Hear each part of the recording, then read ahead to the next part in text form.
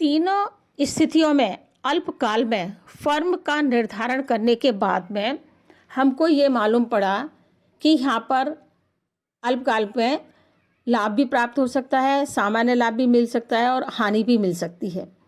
तब एक प्रश्न ये उठता है, क्या कोई भी फर्म हानि उठा करके भी उत्पादन को जारी रखेगी? इसके लिए ये कहा जा सकता है कि किसी भी एक फर्म की कुल लागत को दो हिस्सों में बांटा जा सकता है, एक स्थिर लागत फिक्स्ड कॉस्ट और दूसरा वेरिएबल कॉस्ट यानी परिवर्तनशील लागत।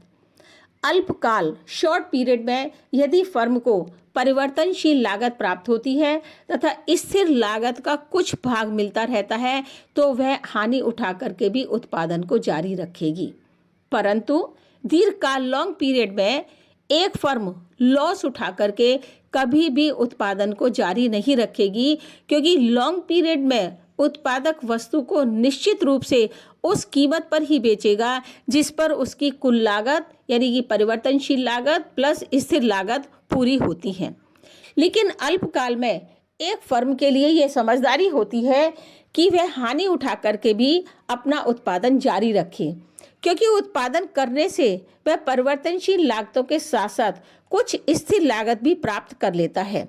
इसलिए एक फर्म अल्पकाल में अपना उत्पादन उस समय तक जारी रखती है जब तक कि वह परिवर्तनशील लागतों से अधिक प्राप्त करती है, चाहे उसे हानि ही क्यों ना उठानी पड़ रही हो।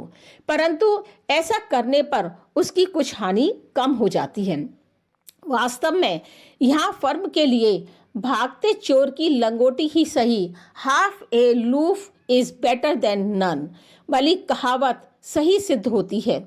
अगर फर्म की लागत इतनी कम हो जाए कि उसे औसत परिवर्तनशील लागत यानी कि ABC भी पूरी ना मिल पाए तो उसे अपना उत्पादन तुरंत बंद कर देना चाहिए। अगर वह उत्पादन को बंद नहीं करती है तो उसको निश्चित रूप से हानि उठानी पड़ेगी और उसकी हानि बढ़ जाएगी।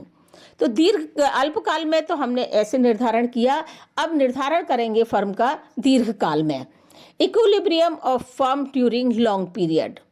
अल्पकाल की अपेक्षा दीर्घकाल में समय अधिक होता है, तो समय के अधिक होने के कारण एक फर्म अपना समय ज़्यादा लेकर के बैठी हुई है तो वह पूर्ति को मांग के अनुरूप एडजस्ट कर लेती है। इसके अतिरिक्त दीर्घकाल में कोई भी लागत स्थिर नहीं होती है, सभी परिवर्तनशील होती है।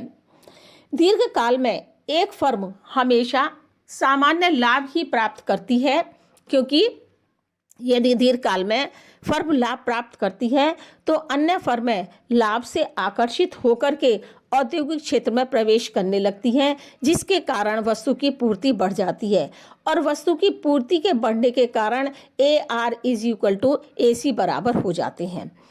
अब क्योंकि यहाँ पर ना प्रॉफिट मिल रहा है ना लॉस हो रहा है, तो कुछ फर्में ऐसी होती हैं जो कि इस सिचुएशन को ज़्यादा दिन बर्दाश्त नहीं कर सकती और वो औद्योगिक क्षेत्र को छोड़ करके जाने लगती हैं।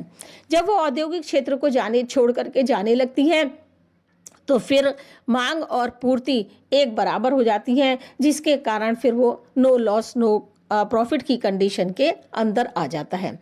ये यहाँ पर जब उसको हानि होने लगी तो हानि होने पर AR AC से कम हो जाती है और फर्में उद्योग को छोड़ करके चली जाती हैं, क्योंकि वो हानि बर्दाश्त नहीं कर पाती, अर्थात पूर्ति घट जाती है, मांग के बराबर हो जाती है और AC = AR हो जाते हैं। यानी कि इस दीर्घकाल पीरियड में जब हम फर्म का समय निर्धारित करते हैं तो हर कंडीशन के अंदर नो प्रॉफिट नो लॉस की ही स्थिति प्राप्त होती है। चारों कर्व्स हमारे एक ही पॉइंट पर आकर के मिल जाते हैं।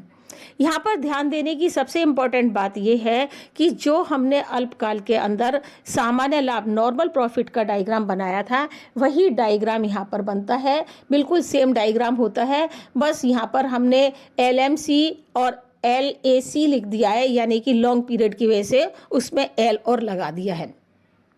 तो LAC जो है दीर्घकालीन औसत रेखा है तथा चित्र के द्वारा हम इसका अगर स्पष्टीकरण करें तो OY एक्सिस पर कॉस्ट या रेवेन्यू को दिखाया और OX एक्सिस के ऊपर हमने क्वांटिटी को दिखाया। LAC दीर्घकालीन औसत रेखा तथा LMC दीर्घकालीन सीमांत लागत रेखा है। ई पॉइंट जो है वो इक्विलिब्रियम पॉइंट है। इस इक्विलिब्रियम पॉइंट पर A R is equal to M R, A R is equal to M R is equal to M C is equal to M R है, यानी चारों इस ई पॉइंट पर मिल गए हैं। अतः ई पॉइंट जो है वो फर्म का साम्य बिंदु है, जहां पर फर्म ओपी कीमत पर ओ एम के बराबर उत्पादन कर रही है। यानी कि चित्र से यह स्पष्ट होता है कि उत्पादक किसी वस्तु को उत्पन्न करने के लिए किसी वस्तु को कितना उत्पन्न कर रहा है, ओ एम बराबर उत्पन्न कर रहा है, और उसके लिए ओ पी की कॉस्ट दे रहा है। यानी कि जितना उत्पादन करने में वो कॉस्ट को लगा रहा है, उतना ही वस्तु को मार्केट में बेचने से उसको आय की प्राप्ति हो रही है।